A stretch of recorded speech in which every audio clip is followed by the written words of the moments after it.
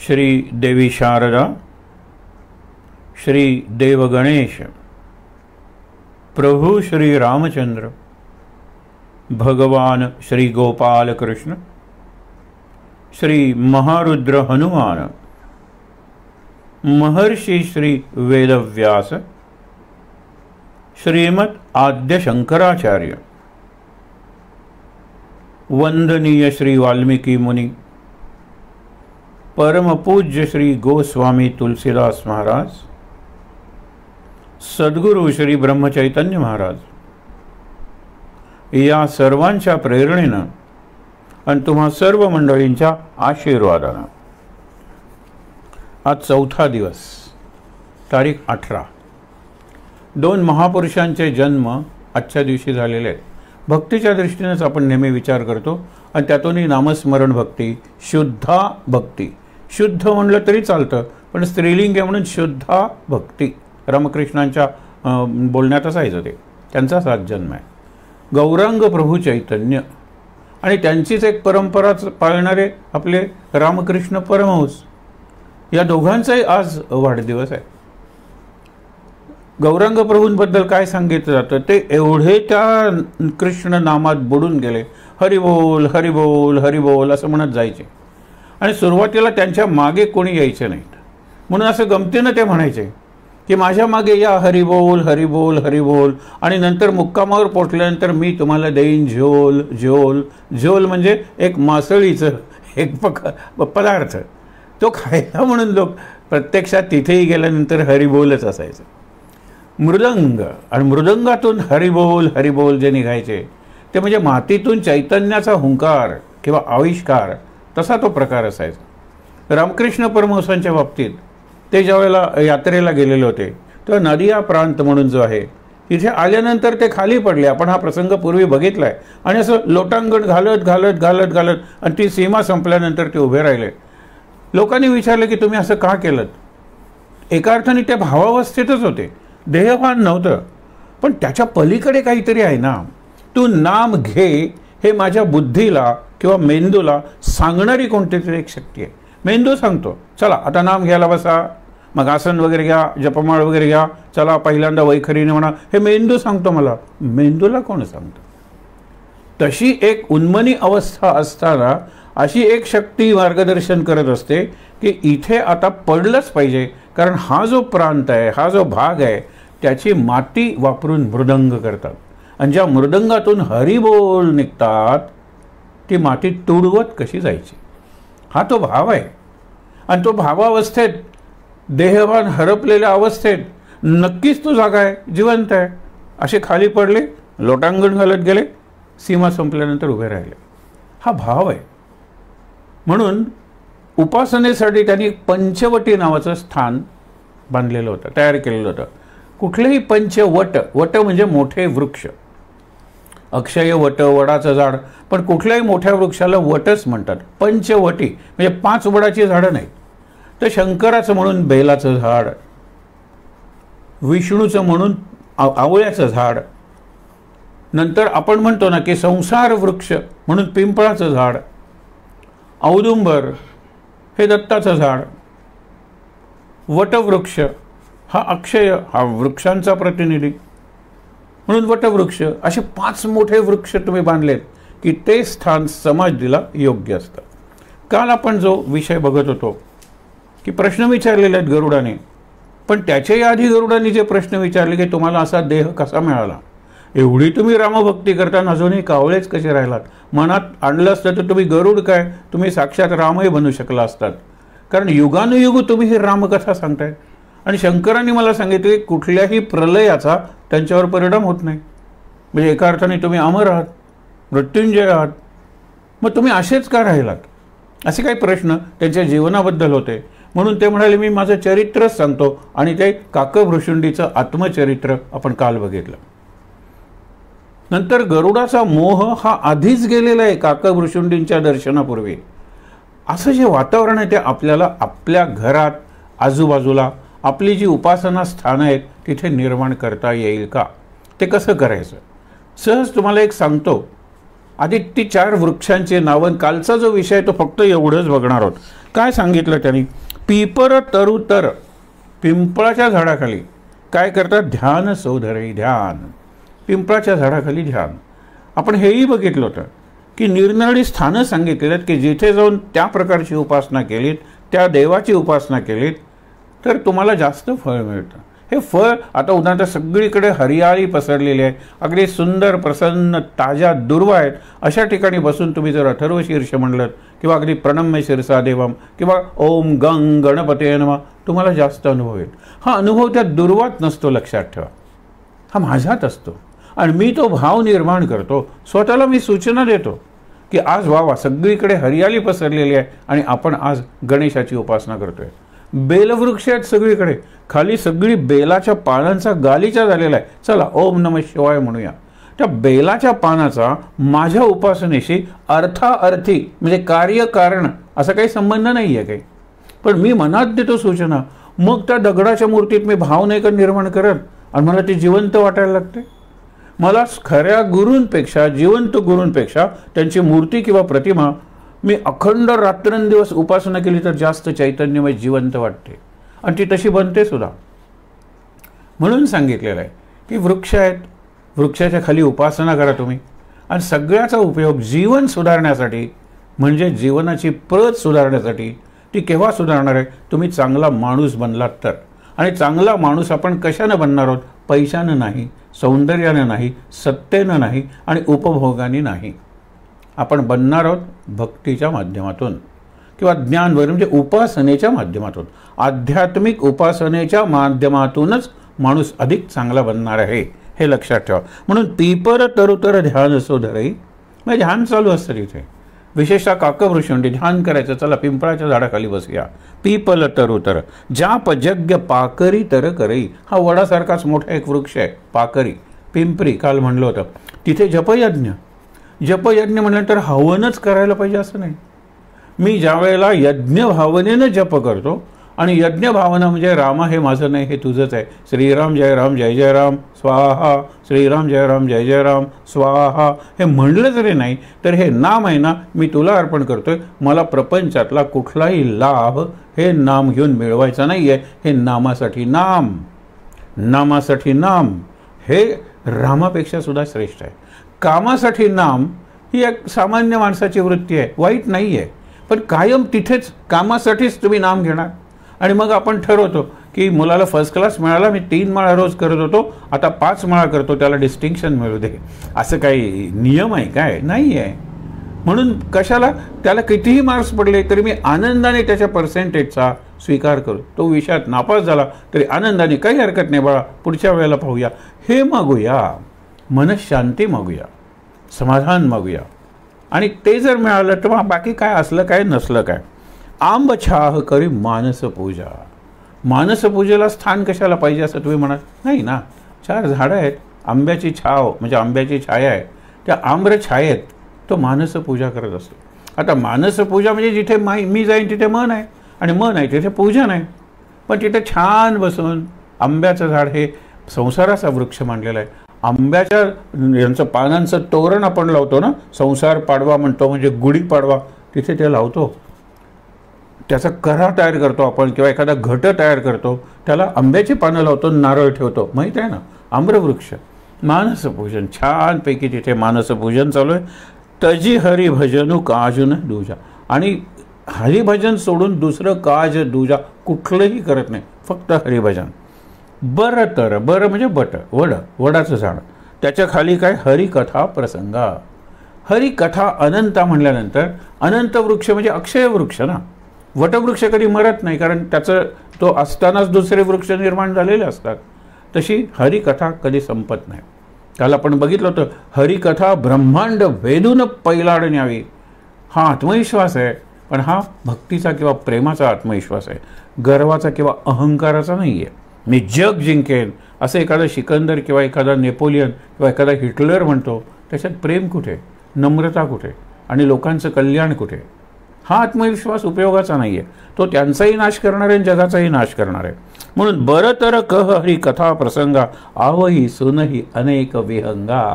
चित्र करा. गरुड सांगतोय, आपला काकभृषुंडी सांगतायत आणि बाजूला सगळे पक्षी येऊन बसलेले आहेत, राजहंस आलेले आहेत, निरनिराळे ऋषी मुनी साधू संत, येणारे जाणारे प्रवासी, आणि सतत सत्संग चालू आहे.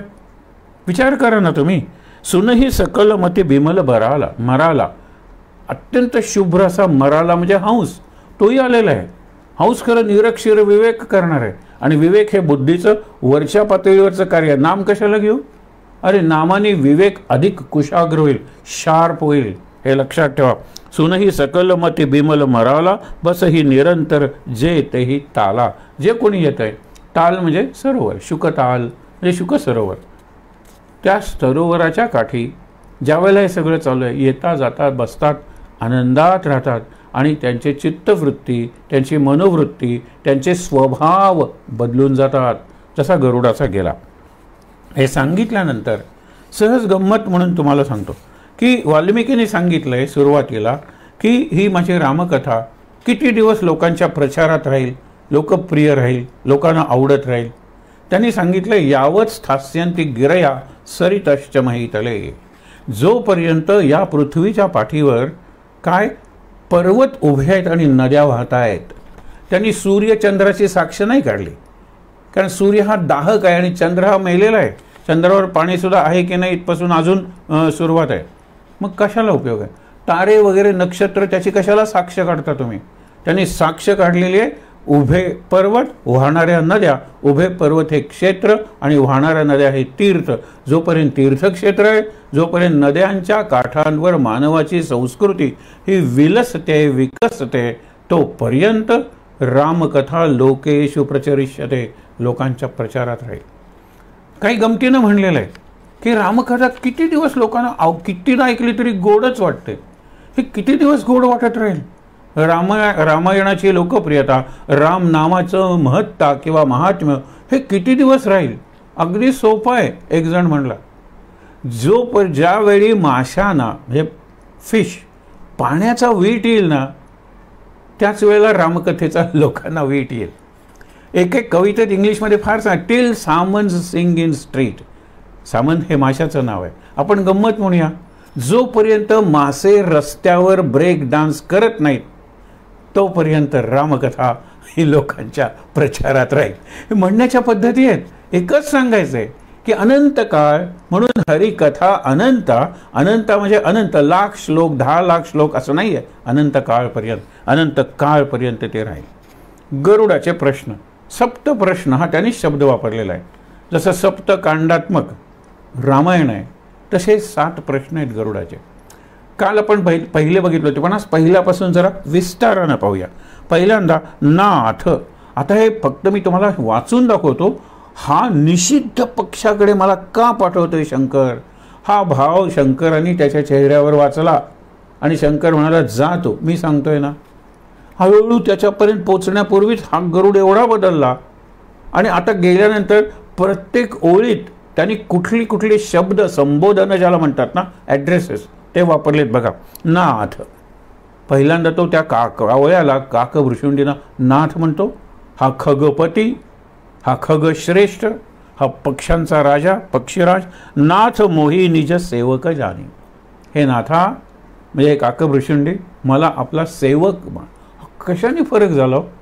गरुडात हा फरक कोण बाकीचे देव करू शकत नव्हते. राम नाम सतत घेणारी जी व्यक्ती नाही, शक्ती आहे ना, त्यांनीच हा बदल झालेला आहे. नाथ मोहि निज सेवक जानी, 7 प्रश्न मम कहू बखानी. मी तुला 7 प्रश्न विचारतो आणि वर्णन करून सांग. बखान म्हणजे वर्णन. प्रथमही कहू नाथ मतिधीरा. दुसऱ्या ओळीत शब्द कुठला वापरला? मतिधीर. म्हणजे एवढा बुद्धिमान आहेस तू, आणि तुझी बुद्धी धीर म्हणजे स्थिर आहे, स्थितप्रज्ञ आहेस तू. तुझी बुद्धी कशी अशी विचलित होत नाही, अशी हेलकावे खात नाही, स्थिर बुद्धी आहे. मतिधीर म्हणतो, आणि म्हणूनच तू दिलेली उत्तरं ही जास्त योग्य असणार आहे. प्रथमही कहू नाथ मतिधीरा, सबते दुर्लभ कवन शरीरा. सर्व शरीरात 84 लक्ष योनी वगैरे काय म्हणतात, दुर्लभ शरीर कोणतं, कोणाचं? हा माझा पहिला प्रश्न आहे. बड दुःख कवन. सगळ्यात मोठं दुःख कुठलं? कवन सुख भारी. सगळ्यात मोठं सुख कोणतं? सो संक्षेप ही कहू विचारी. विचारी म्हणलेलं आहे, म्हणजे तू विचारी आहेस, तू विवेकी आहेस, तू ज्ञानी आहेस. पुढे संत असंत. संत कोण आणि असंत कोण? मर्म तुम जानहू, म्हणजे तू मार्मिक आहेस, तुला मर्मज्ञ, मर्म जाणणार आहेस, हे आणखीन एक संबोधन वापरलेलं आहे. मर्म तुम जानहू तीन कर सहज स्वभाव बखाणव. अगदी सहजपणे मला सांग, संत कुणाला म्हणायचं आणि असंत म्हणजे दुष्ट कुणाला म्हणायचं. पुढे कवन पुण्य श्रुती बिदित बिसाला. श्रुती म्हणजे वेद. वेदात पुण्य कशाला म्हणलेलं आहे? वेदात कवन पुण्य श्रुती बिदित बिसाला कहू कवन अघ परम कराला. कराल म्हणजे परम, वाईटात वाईट, अघ म्हणजे पाप. काल बघितलं होतं माघ म्हणजे मा अघ, पाप करू नकोस. वाईटात वाईट पाप कुठलं, चांगल्यात चांगलं पुण्य कुठलं, हे प्रश्न विचारलेले आहे. पुढे तर सगळ्यात मानस रोग कहू समुजाई. मला जरा मानस रोग समजावून सांग. तुम सर्वज्ञ, मगाशी मर्मज्ञ म्हणलं होतं, आता सर्वज्ञ म्हणलेलं आहे. म्हणजे काय काय म्हणलंय? नाथ, मतिधीरा, विचारी, मर्मज्ञ, सर्वज्ञ आणि कृपा अधिकाई म्हणजे कृपाळू, कृपानाथ हे म्हणलेलं आहे. केवढा बदल झालेला आहे. आपण संबोधन करतो ना, त्याचंच आपल्यात दिसतं. म्हणजे माझ्या अमेरिकन भगिनीनो आणि बंधूनो, हे संबोधन ॲड्रेस म्हणतात, तेच फार महत्त्वाचं आहे.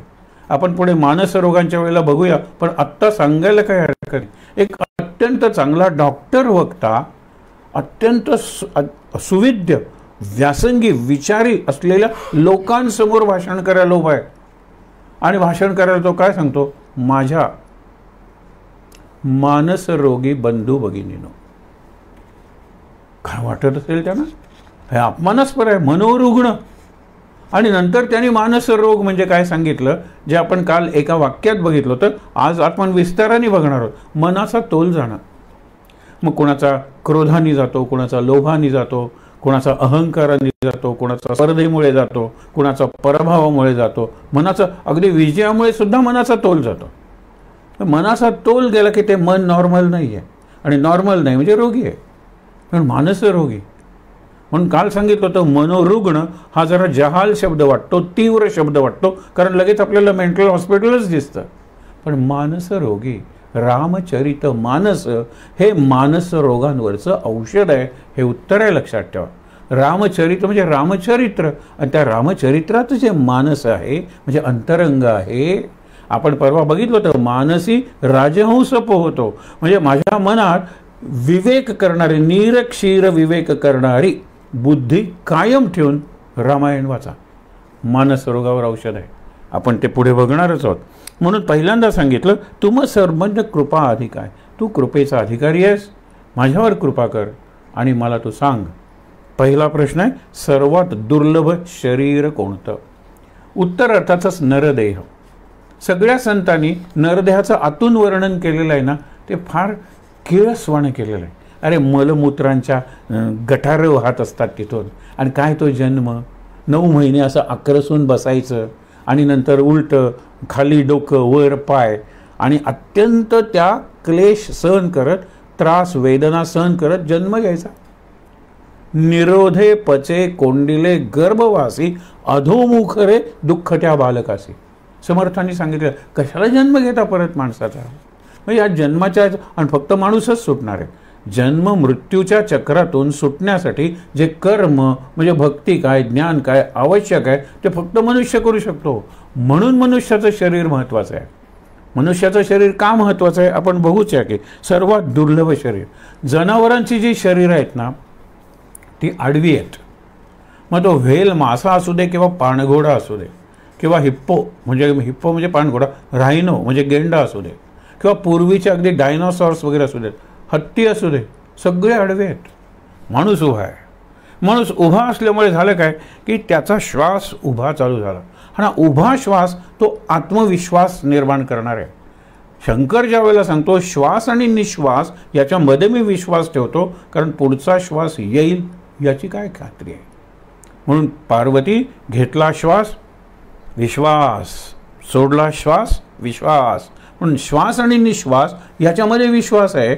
हा विश्वास ताठ ज्या वेळेला तुम्ही उभे राहता आणि व्हर्टिकल ब्रीदिंग करता त्यावेळेला तो होतो. हा कल्पवृक्ष मानलेला आहे, हाच चिंतामणी मानलेला आहे, हीच कामधेनू आहे, हाच परीस आहे. हेच लक्षात ठेवा. बाहेर शोधूच नका या गोष्टी. हा पहिला आपल्याला मिळालेला वरदान आहे. दुसरं वाणी आहे माणसाला, आणि वाणीपेक्षाही महत्त्वाची बुद्धी आहे माणसाला, जी विवेक विचार करू शकते. आणि म्हणून माणूस कर्म कृती करू शकतो, वाईट कर्मही करू शकतो, विकृती, पण चांगलं कर्म करून संस्कृती किती संपन्न बनवलेली आहे माणसाने. हे माणूस शरीर आहे म्हणूनच बनलेलं आहे. 4 पायांनीच जर माणूस सतत चालत असता तर प्रयोगशाळेत प्रयोग कोणत्या हाताने केले असते. आणि नुसते हात सो नाहीत, आपण बघितलंय की हा थंब आहे ना, हा फार महत्त्वाचा भाग आहे माणसाच्या शरीराचा. मनात आलेल्या कल्पना प्रत्यक्षात आणण्यासाठी हाताचा उपयोग पाहिजे. मग हातोडी वापरेल, छिन्नी वापरेल, ब्रश वापरेल, पेन वापरेल किंवा मुद्रा वापरून नृत्य करेल, काहीही करेल. हे बाकीच्यांना जमणार नाही आहे ना. म्हणून लक्षात ठेवा, मानवाचं शरीर.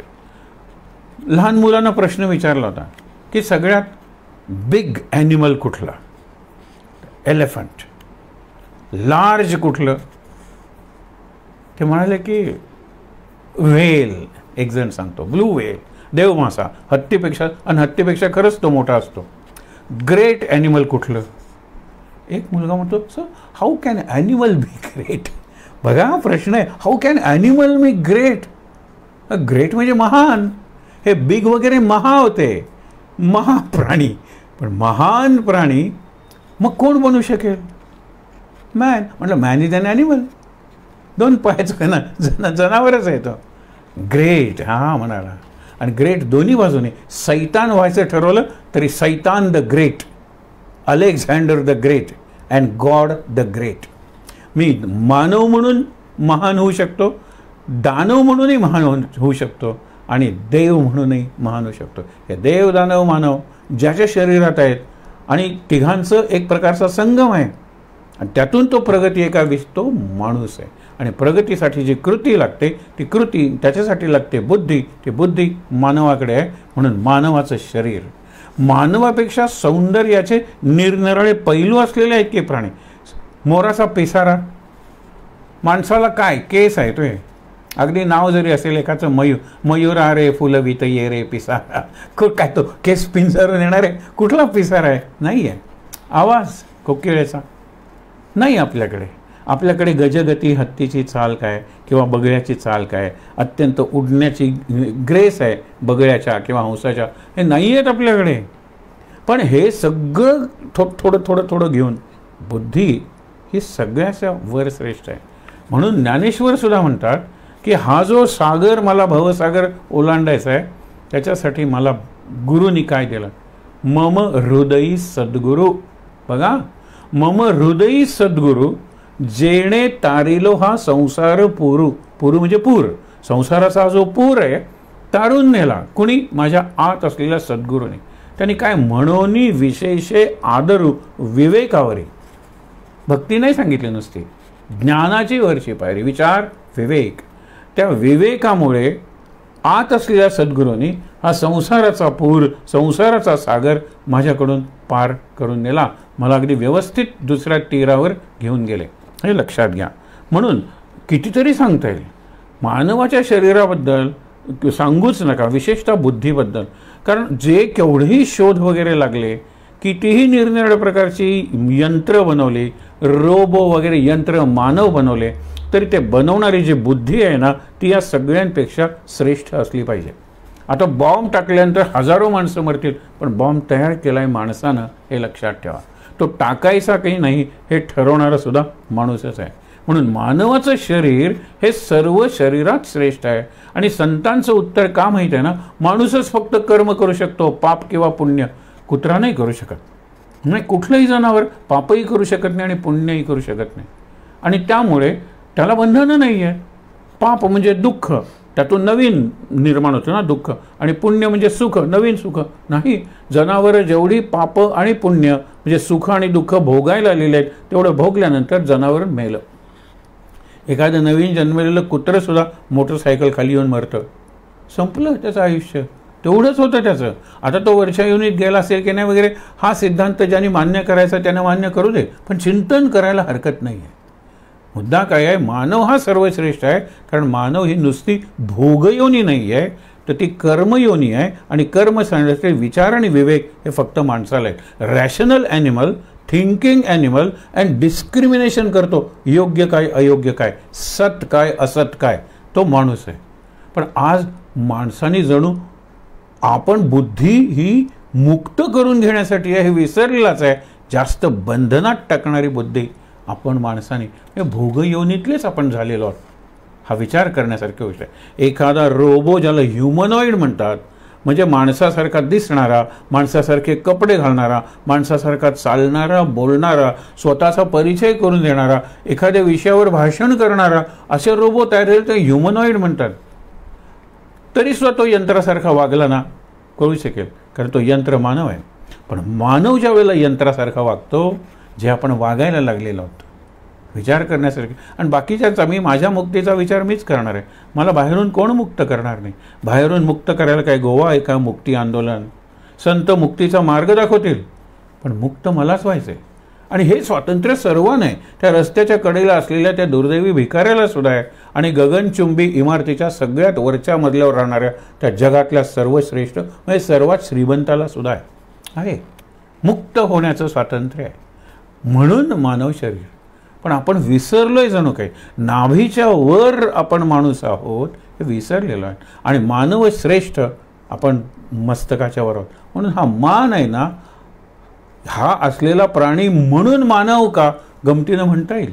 मान बाकीच्या प्राण्यांना नाही आहे. उंटाची मान, जिराफाची मान, अरे it is part of their body.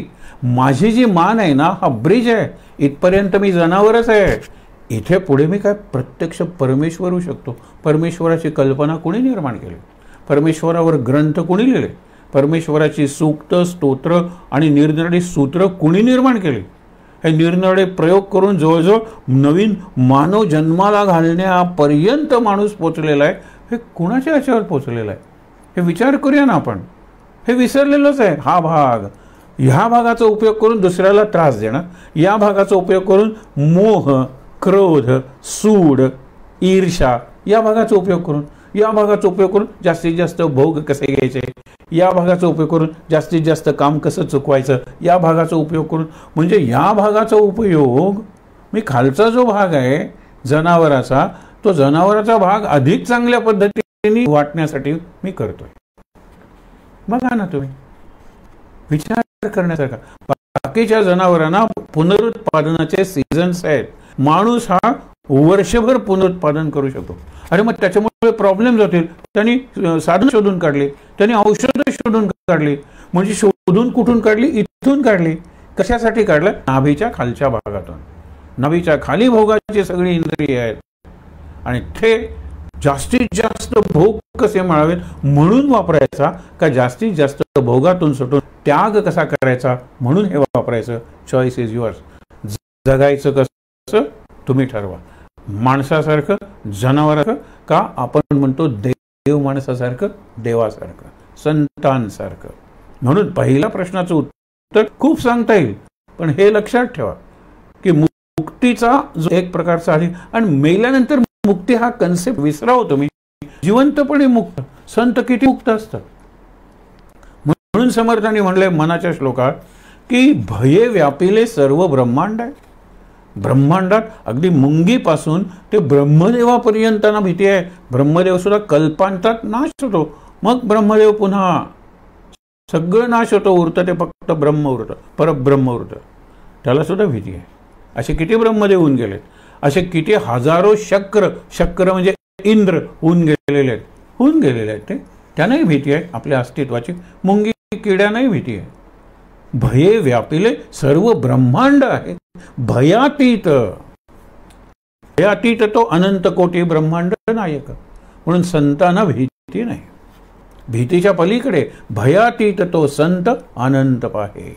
त्याची दृष्टी अनंतावर लागलेली आहे, आणि तो स्वतःच अनंत बनलेला आहे. त्या संताचं दर्शन घ्या.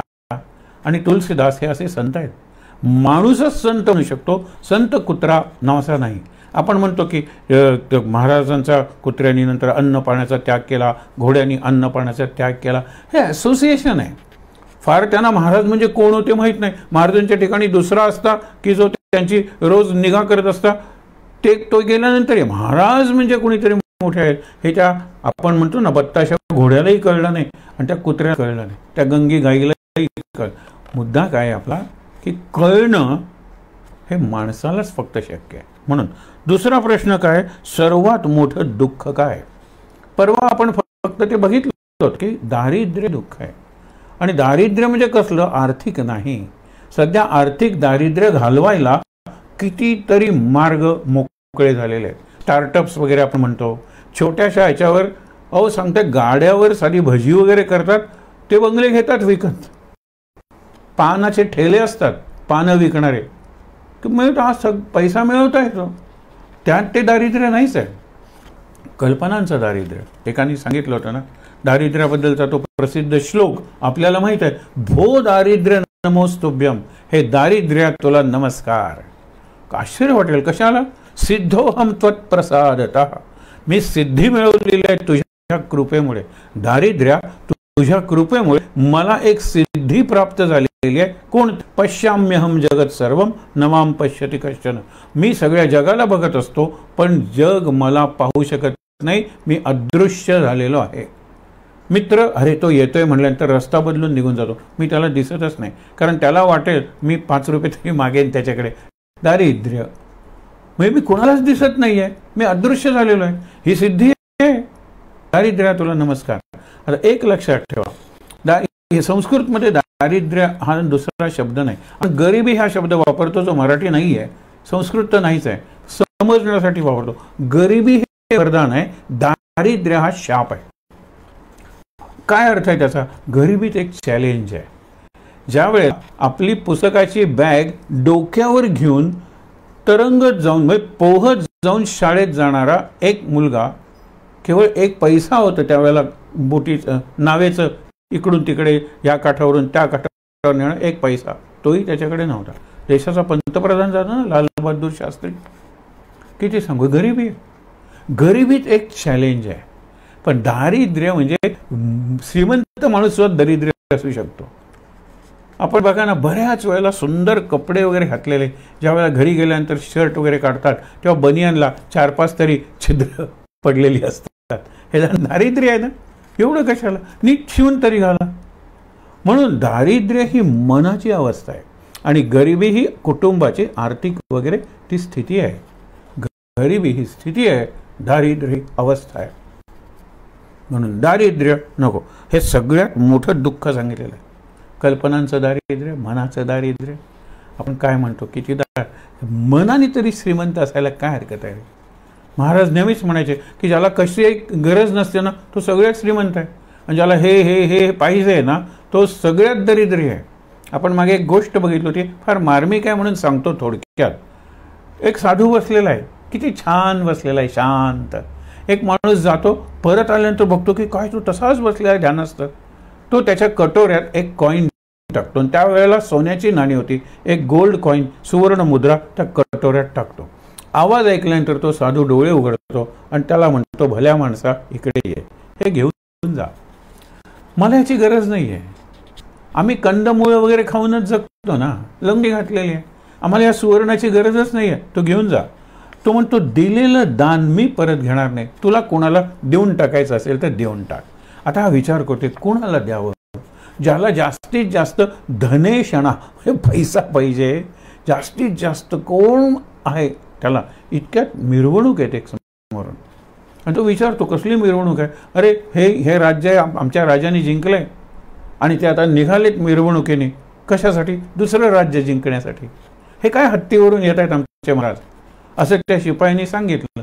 तो म्हणतो, म्हणजे एक राज्य जिंकलं म्हणजे आधी त्याचं स्वतःचं राज्य आहे, आता दुसरं राज्य म्हणजे याची सुवर्ण मुद्राची, सुवर्णाची ही तहान भागलेली नाही आहे.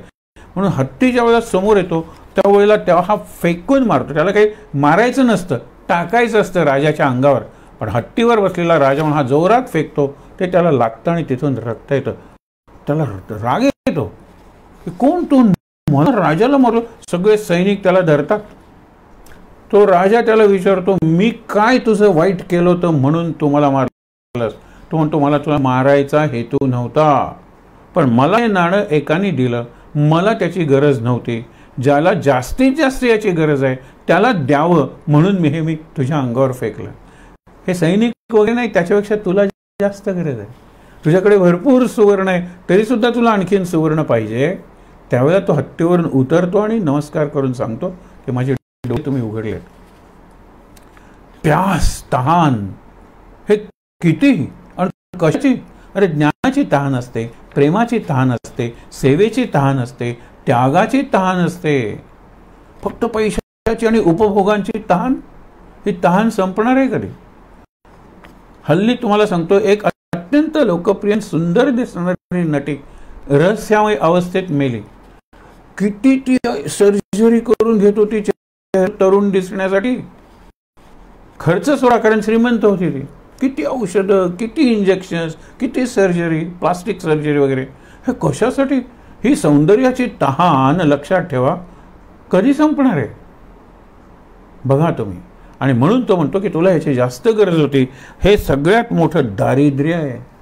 मला हे पाहिजे, ते पाहिजे असं म्हणतो तो दरिद्र असतो. मला काही नको. एखादा भक्त म्हणतो ना प्रल्हादासारखा, मला काही नकोय रे, नाही काहीतरी माग, मला काही मागायची कधी इच्छाच देऊ नको रे. हे काहीच मागितलं नाही. श्रीमंत माणूस आहे. म्हणून दारिद्र्य आहे ना, ते वाईट आहे. आणि आपण काल बघितलं होतं की एक मुलगी ती उत्तर देते अब्दुल कलामांना, कल्पनांचं दारिद्र्य, आर्थिक दारिद्र्य जाईल. काल आपण हेही उदाहरण बघितलं होतं, एखादं लॉटरीचं तिकीट 1-2 कोटीचं मिळालं की गेलं आर्थिक दारिद्र्य. कशाला भाड्याच्या घरात स्वतःचा बंगला घेऊया, सगळं होईल. कल्पनांचं दारिद्र्य. आणि कल्पनांचं दारिद्र्य आपल्याकडे एवढं आहे म्हणून आपण संशोधनात मागे आहोत. रिसर्च ज्याला म्हणतात ते आपण कष्ट करून निरनिराळ्या प्रकारांनी. तुम्हाला एक सांगतो, एक घडलेला प्रकार आहे. राजस्थानात एक माणूस, आपण गोव्यात सुद्धा लाटेनं पाणी काढतो माहित आहे ना, म्हणजे असं पाणी असं ते असं करायचं, काढायचं, काढायचं, काढायचं. किती कष्ट आहेत. मोठेनं पाणी काढणं निदान बैलाला तरी कष्ट आहे, पण हे किती कष्ट आहे. एकदा एक परदेशातल्या ॲग्रिकल्चरल अशा विद्यार्थ्यांची अशी टीम आली होती. तो म्हणतो, हे तुम्ही काय करताय? तो म्हणाला, नाही हे काढतोय. म्हणाला, 1 मिनिट, मला लाकडाचे 2-3 तुकडे द्या. आणि त्यांनी काय केलं, ही जी लाट होती कुठेतरी जोडलेला आहे ना तो बांबू, आणि हे प्रत्येक वेळा काढा काढा. त्यांनी ज्याला लिव्हर्स म्हणतात ना, कप्पी, असे 2-3 तुकडे असे जोडले. म्हणाले, आता कर रे. आता ते बोटांनी सुद्धा यायला लागलं. आता ते बोटांनी सुद्धा यायला लागलं. अरे वर्षानुवर्ष, पिढ्यानपिढ्या, शतकानुशतक आपण ते काढत होतो, वरती करत होतो, काढत होतो, वरती करत होतो, आणि ते पाणी जात होतं. त्यांनी तिथे अशी एक व्यवस्था केली की आता तू फक्त बोटांनी कर, कष्ट तुझे कमी झालेले आहेत. हे कल्पना आहेत. आपण कल्पना करतच नाही, लक्षात ठेवा. आपण कल्पना करतो त्या भोगाच्या, देहसुखाच्या, दुसऱ्याला नाडण्याच्या आणि नाचवण्याच्या. ह्या दरिद्र्य करंट्या कल्पना, ह्याला दारिद्र्य म्हणलेलं आहे. त्याच्यानंतर सर्वात मोठं दुःख जर दारिद्र्य आहे, तर सर्वात मोठं सुख हे समृद्धी, संपन्नता असलं पाहिजे ना? नाही. सर्वात मोठं सुख परोपकार आहे. आणि परोपकारमध्ये पर उपकार. सगळ्या संतांनी महाभारतात सुद्धा तीच व्याख्या केलेली आहे की पुण्य ते पर उपकार, पाप ते पर पीडा. दुसऱ्याला त्रास देणं हे पाप आहे, आणि दुसऱ्यावर उपकार करणं हे उपकार. म्हणजे पर हा भाव आला. जे मी आहे ना, मला चिंता नव्हता त्यालाही होता. माझ्याबद्दल बरं आणि माझी निंदा झाली तर मला वाईट वाटतं. आपण परीक्षित जावे, पर उरलाच नाही. उपकार करणं हे माझं कर्तव्य.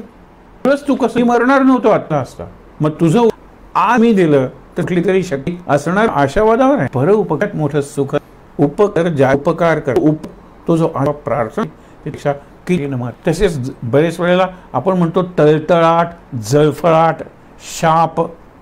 हे खरं खोटं वगैरे सोडा, पण पुण्यही मिळवण्यासाठी दुसऱ्यावर उपकार करणं. उपकार करतो या न भावनेनं, ती भावना नाही आहे. मी उपकार करतो ही भावना नाही आहे, पण मी दुसऱ्यासाठी काही ना काहीतरी करतोय. पूर्वी काय करायचे, मोठे रांजण आणून बाहेर ठेवायचे, कारण पाणी उन्हाळ्यात लोकांना, आता लोक पक्ष्यांना वगैरे पाण्याचे वगैरे ठेवतात. हे साध्या गोष्टी आहेत. कितीतरी आपल्याला करता येतात, त्याला फार पैसे लागत नाहीत, त्याला हृदय लागतं आणि हृदयापासून इतरांवर प्रेम करावं लागतं. म्हणून सांगितलेलं आहे सर्वात मोठं सुख पर उपकार आणि सर्वात मोठं दुःख या अर्थाने परपीडा. पण त्याने मगाशी दुःख दारिद्र्य सांगितलंय तेही खरं आहे. विचाराचे पैलू आहेत निरनिराळे. संत आणि असंत यांच्यातला फरक.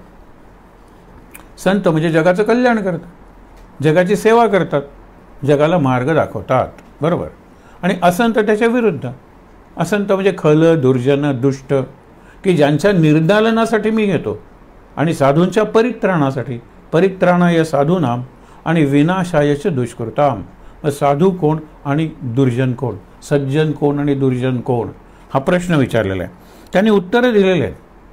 नंतर आपण त्यांचे शब्द वाचणार आहोत, त्यावेळेला जास्त कळेल की स्वतःला त्रास सोसून दुसऱ्याला जो सुख देतो तो संत, आणि स्वतःलाही त्रास आणि दुसऱ्यालाही त्रास तो असंत, आणि स्वतःला काही त्रास नाही पण दुसऱ्याला त्रास हा तर महादुष्ट असा असंत आहे. हे पटण्यासारखं आहे. त्यांनी उदाहरणं दिलेली आहेत, ती उदाहरणं आपण नंतर वाचूया. पण एक लक्षात ठेवा, एकच उदाहरण त्यातल्या त्यात सांगूया. भूर्जपत्र म्हणजे भूर्ज म्हणूया आपण त्याला, ज्याच्यावर पूर्वीचे ग्रंथ लिहिलेले आहेत. त्या झाडाचं साल आहे, म्हणजे ते झाड स्वतःला सोलून घेतं. कशासाठी? ज्ञानाचा प्रसार व्हावा. कारण पूर्वी प्रिंटिंग नव्हतं, ग्रंथ लिहून वाटावे लागत, किंवा ज्ञान वाढावं, ज्ञानाचा संचय जतन व्हावं. म्हणून कितीही ते साल काढली पुन्हा साल यायची, पुन्हा साल काढली, अशी भूर्जपत्र. म्हणजे स्वतःला तो त्रास पण दुसऱ्याच्या केवढे अजून भूर्जपत्रावरचे ग्रंथ आहेत की ज्या ग्रंथाचं वय काही 1000 वर्ष वगैरे सुद्धा असू शकेल. मग केवढं कार्य त्यांनी केलेलं आहे. दुसरं सन. सन म्हणजे ताग, तागाचं झाड. आपण साक वगैरे म्हणतो ना, तरट वगैरे पूर्वी पोती वगैरे करायची साखरेची वगैरे, आठवतात ना, सॅक्स. तर ते सन, तेही स्वतःला सोलून घेतं. कशासाठी? त्याची दोरी तयार करायची आणि दुसऱ्याला बांधून टाकायचं. एक मुक्त करणारं ज्ञान स्वतःवर लिहिलं जावं म्हणून स्वतःची साल काढतं, तर दुसरं लोकांना बंधनात टाकावं म्हणून म्हणजे सुतळी काय, किंवा तो आपण काठ्या काय, मोठे दोरखंड काय, आपण गाई जनावर वगैरे बांधून ठेवतो, हे सगळं ज्याचं करतात तोही स्वतःला सोलूनच घेतो, कुटून घेतो, आणि मग त्याचे धागे काढले जातात. मग ते वळून त्यातून ते तयार करतात. पण कशासाठी? बंधनासाठी, बांधण्यासाठी. हा दुष्ट माणूस आहे. त्याने आणखीन उदाहरणं दिलेली आहेत, ती नंतर बघूया. नंतर वेदात किंवा श्रुतीत सांगितलेलं सगळ्यात मोठं पुण्यकर्म कुठलं, वेदात सांगितलेलं आहे. संत वगैरे सांगतात ते सोपं करून सांगतात, ते पुण्यकर्म सगळ्यात कुठलं त्यांनी सांगितलं अहिंसा. अहिंसा हे पुण्यकर्म आहे. आणि आज आपल्याला अहिंसा म्हणलं की हिंसा नाही, ती अहिंसा असं वाटतं. अहिंसेवर ज्ञानेश्वरांनी जे केलेलं आहे वर्णन, तसं जगणंच अशक्य आहे. म्हणजे मनात सुद्धा दुसऱ्याची हिंसा आपण करू नये. आपल्याला मनात दुसऱ्याबद्दलचे नेगेटिव्ह, नकारात्मक विचार येतात, सूडाचे विचार येतात. ते कसे आहेत? हिंसक विचार आहेत. कृतीतली हिंसा आहेच, पण मनाची हिंसा ती जास्त सूक्ष्म आहे. म्हणून सगळ्यात जास्त वेदांनी सांगितलं अहिंसा परमो धर्म. सगळ्यात परम असं पुण्य कुठलं असेल तर ते अहिंसा आहे. एक गंमत म्हणून तुम्हाला सांगतो, अहिंसा म्हणले की आपल्याला 2 महापुरुष आठवतात, बुद्ध आणि महावीर. महावीराला एकदा प्रश्न विचारला की what is worst kind of violence, म्हणजे सगळ्यात वाईट हिंसा कुठली.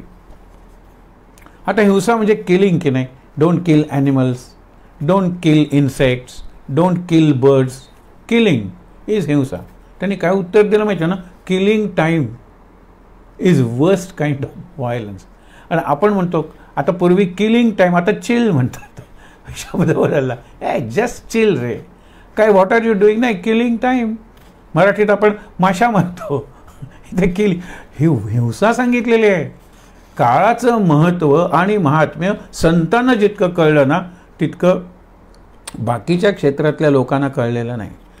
सायंटिस्टना कळलं असेल, परंतु संतांना सतत सांगत असतात की अरे गे झालं 2021 सुरू झालं, 1.5 महिना संपला.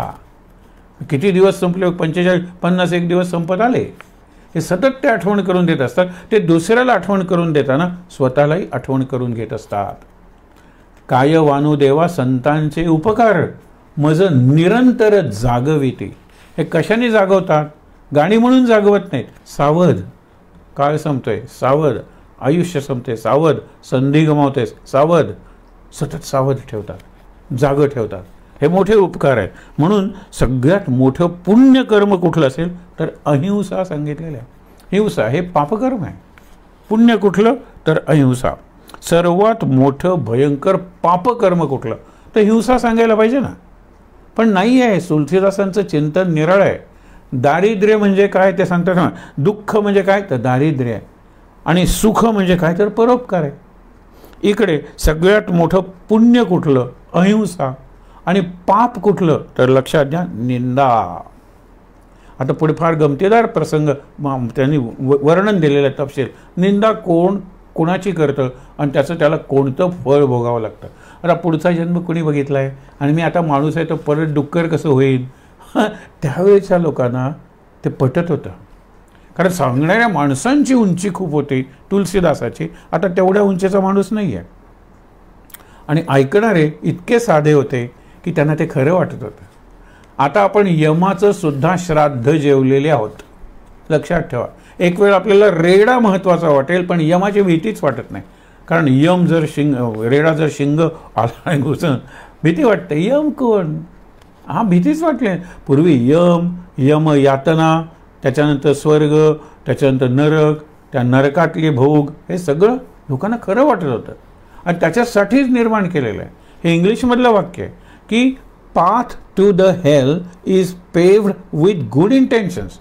नरकाकडे जाण्याचा मार्ग चांगल्या हेतून तयार केलेला आहे. बघा, असं वागशील ना तर नरकात जाशील. मग नरकात काय, अरे भाजून काढतील, उकडून काढतील, सतत उकळत ठेवतील, मग तुझ्यावर निरनिराळे बोचरे असे जनावरं सोडतील. हे सगळं का सांगितलं आहे?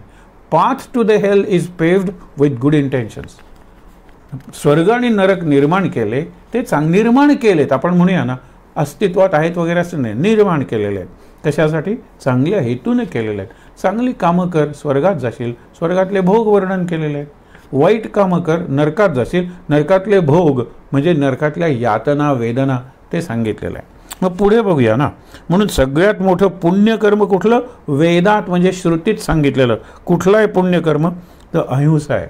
आणि पापकर्म कुठलं आहे तर पापकर्म निंदा सांगितलेलं आहे. आपण निंदा सहज करून जातो, इतकी की आपल्याला आता ती निंदा वाटतही नाही. निंदा निंदनीय आहे. द्वेष त्याच्या इतकं द्वेषयुक्त काही नाही. द्वेष करायचा तर द्वेषाचा द्वेष करा. It is hateful to hate, आणि if at all you want to hate hate hate. तुम्हाला द्वेष करा, सादर म्हणजे आदरपूर्वक, अवधानपूर्वक ऐक. मैं संक्षेप कहू य नीती. तुझे प्रश्न विचारलेत ते नीतीबद्दल आहेत, मी तुला संक्षेपानं सांगतो. नर तन सम नाही कवनिहू देही. दुसरा देह नाही, नरतन सम. नरतन जीव चराचर जाचत म्हणजे याचत देही. सगळ्यांना माणसाचा जन्म हवा आहे, सगळ्यांना. आणि माणूस म्हणतो की हा जन्म नकोसा झाले, देवा पुढच्या जन्मी कुत्रा कर रे. काय त्याने कुठला कुत्रा बघितलेला असतो? एखाद्या नटीच्या मांडीवर खेळणारा किंवा मोठ्या गाडीतून तोंड बाहेर काढत, हे हा कुत्रा त्याला दिसतो. त्याला कुठे माहीत आहे की रस्त्यावरचा सुद्धा कुत्रा असतो, येणारा जाणारा दगड मारतो. म्हणून माणसाने माणसासारखं वागावं. तसं पुढचा जन्म असेलच तर माणसाचा, अधिक चांगल्या माणसाचा, पण त्यासाठी तसं कर्म नको का आत्ता करायला, हे सांगितलेलं आहे. नरतन सम नाही कवनिहू देही. जीव चराचर जाचत म्हणजे याचत, ज म्हणजे याचत तेही. नरक स्वर्ग अपवर्ग निसेनी. निसेनी म्हणजे निसण. निसण म्हणजे शिडी. आपण कोकणीत निसण म्हणतो, ते निसेनी म्हणलेलं आहे. हा मानवाचा जन्म जो आहे, हा देह जो आहे नरदेह, तो शिडी आहे. कशासाठी? नरक स्वर्ग, नरकातही जायला आहे, स्वर्गातही जायला आहे. आणि अपवर्ग, अपवर्ग म्हणजे मोक्ष, हा साधा डिक्शनरीतला अर्थ आहे. पण अपवर्ग, पवर्ग म्हणजे प फ ब ब म, हे नाही आहे, तो मोक्ष आहे. हे कुठे? फार सुंदर दोन ओळी आहेत. पतन फलाशा बंधन भय मृत्यू जहापर नाय. जिथे नाही प प भ म प फ ब भ म रहित सो अपवर्ग कहाय. काय काय नाही, प नाही म्हणजे पतन नाही आहे. यद्गत्वा न निवर्तन्ते तद्धाम परमं मम. अरे अर्जुना, माझं धामच असं आहे, वैकुंठधाम, कैवल्यधाम, की तिथे गेल्यानंतर परत पतन नाही आहे. एरवी अगदी चतुर्दशीपर्यंत गेलास ना तरी पडणार आहेस, पौर्णिमेपर्यंत मी उचलून येणार आहे, पण ती खरी तुझी परीक्षा आहे.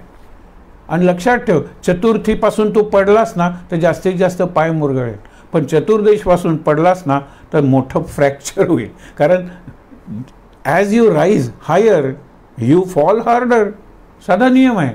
म्हणून काळजी घ्या तुम्ही. काय सांगितलेलं आहे की नरतनसा, नरक, स्वर्ग, अपवर्ग, त्याच्यात प नाही म्हणजे पतन नाही, फ नाही म्हणजे फलासक्ती, फळाची आशा नाही, ब नाही बंधन नाही.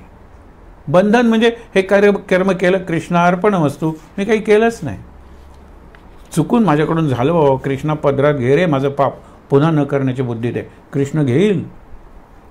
अर्पण केलं पाहिजे ना, आणि अर्पण केल्यानंतर बंधन नाही आहे. प फ ब भ भय नाही आहे. भयातीत म्हणलं ना, भय इथले संपत नाही.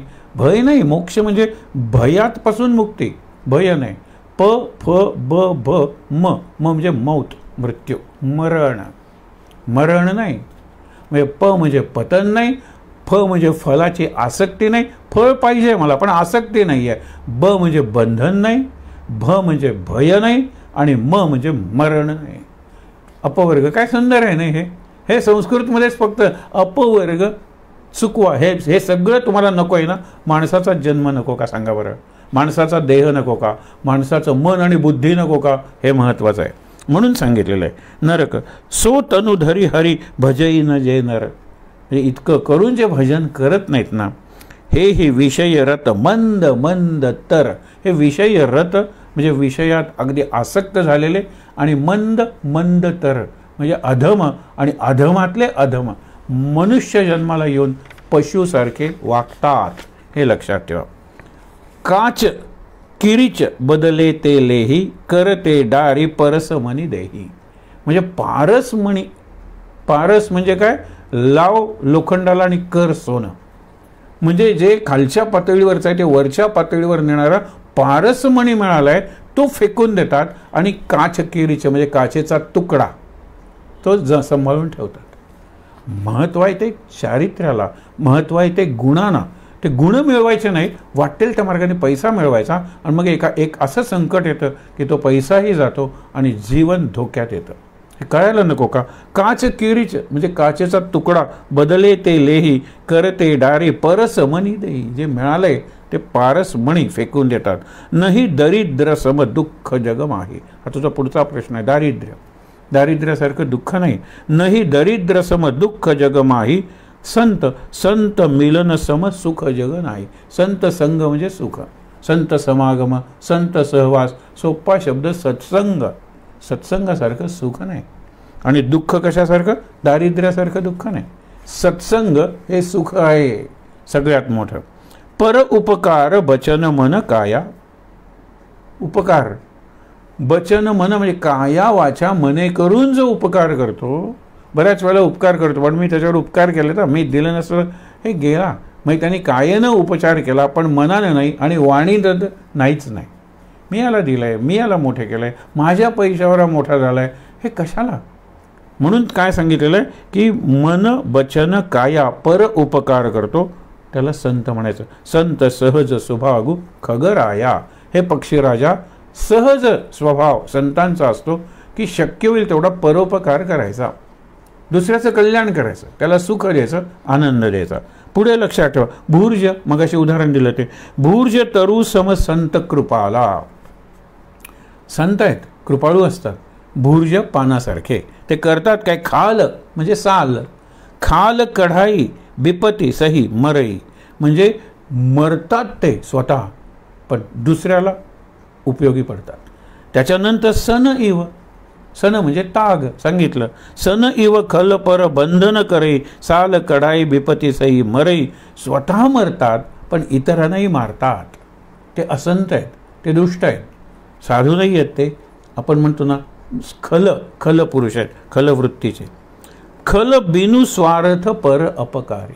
पर उपकार करतो तो संत आहे, पर अपकार करतो, उपकार आणि अपकार, उपकाराची फेड अपकाराने केली आपण म्हणतोच ना मराठीत, तसं तो जास्तीत जास्त अपकार करतो दुसऱ्यावर, तो खरा असंत आहे, दुष्ट आहे तो. उदाहरण दिलं अहिमूषक, साप, त्याचा काय फायदा आहे माणसाला? नाहीच. चावला ते मूषक, उंदीर घरात येतो, हे खातो ते खातो, हे कुरतडतो ते कुरतडतो, असे संत असतात. बऱ्याच वेळेला उंदीर ज्या वस्तू कुरतडतो त्या खात नाही. उंदीर कागद तुकडे करतो, कागद खात नाही तो, हल्ली तर प्लास्टिकला वगैरे सुद्धा तो हे करतो, गंमत बघा. त्यामुळे काय आहे की त्रास द्यायचा, दुसऱ्याचा नाश करायचा, हे करतात. हा असंत आहे. अहिमूषक इव सुन उरुगारी, परसंपदा बिनासी नसा. हे फार सुंदर आहे. दुसऱ्याची संपत्ती नष्ट करतो, कारण नसताना त्याला काही मिळत नाही. उदाहरणं काय दिलीत लक्षात ठेवा. जिमी ससी हती, ससी म्हणजे सस्य श्यामलाम, अन्न धान्य नष्ट करतो. काय नष्ट करतो?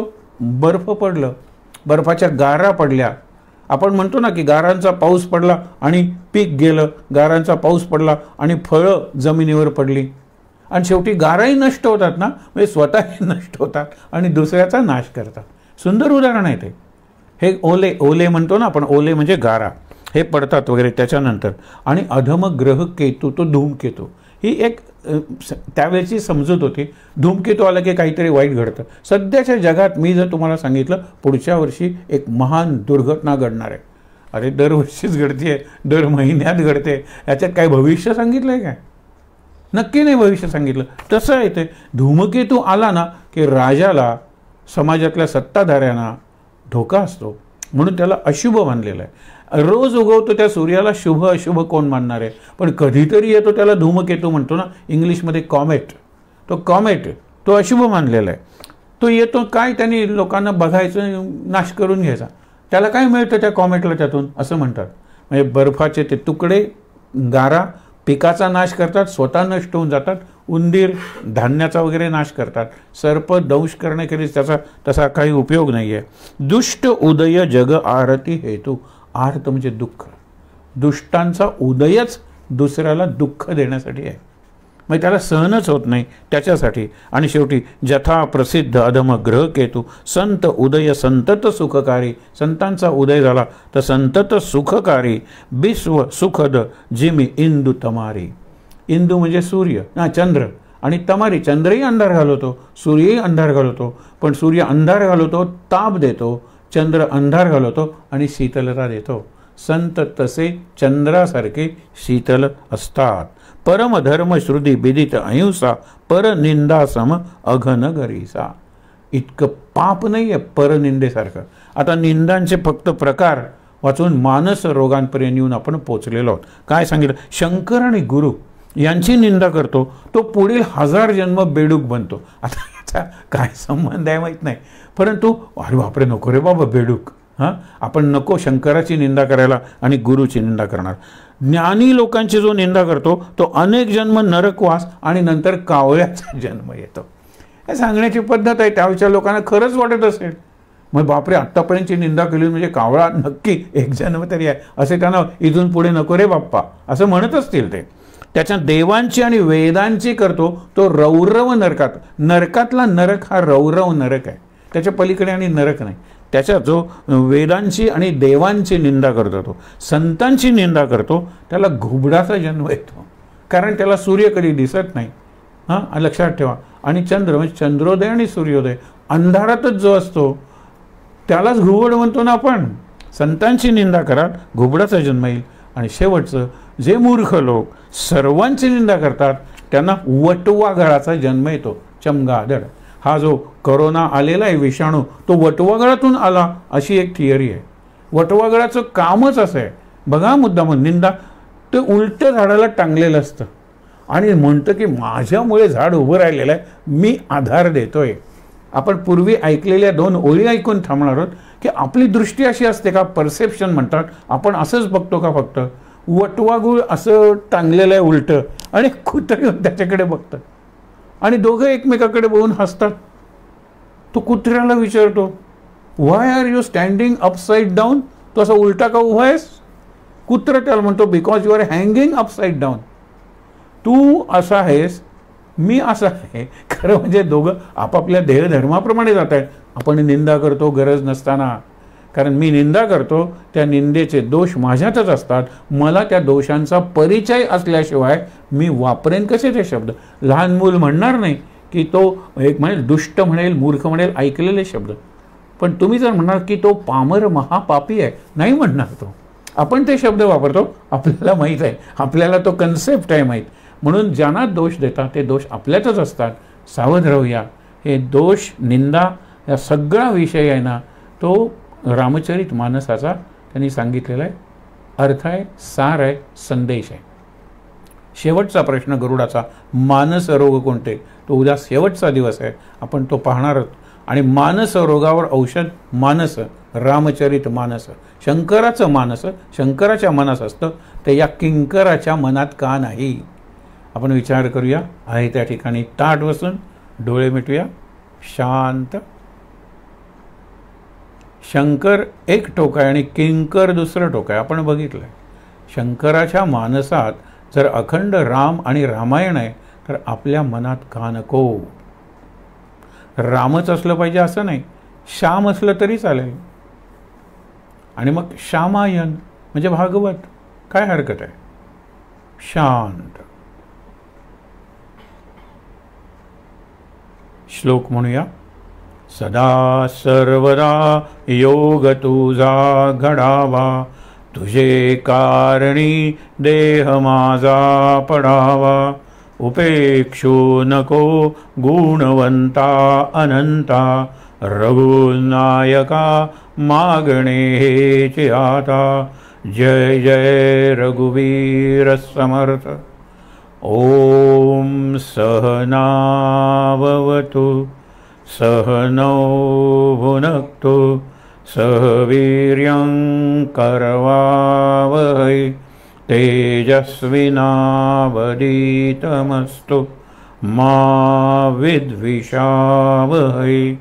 ओम शांति शांति शांति. शक्तिमंत्र आपण म्हणला नाही, कारण काही लोकांनी प्रश्न विचारला की शक्तिमंत्र आपण सर्व मंगल मांगल्ये शिवे सर्वार्थ साधिके, याच्यात चंडी नाही आहे, याच्यात रणरागिणी नाही आहे, याच्यात काली नाही आहे. कसला शक्तिमंत्र? शक्तीची आपली कल्पना काय आहे? सर्वोच्च शक्ती जर कुठली असेल तर ती शांती.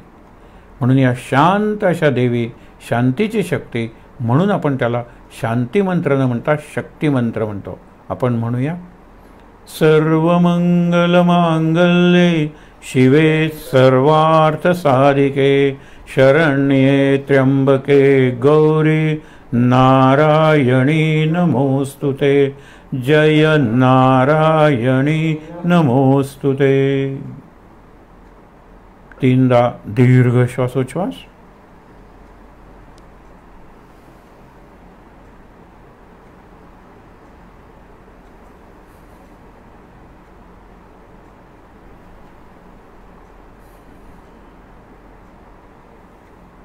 हातावर हात सोडूया. चेहऱ्यावर आणि डोळ्यांवर.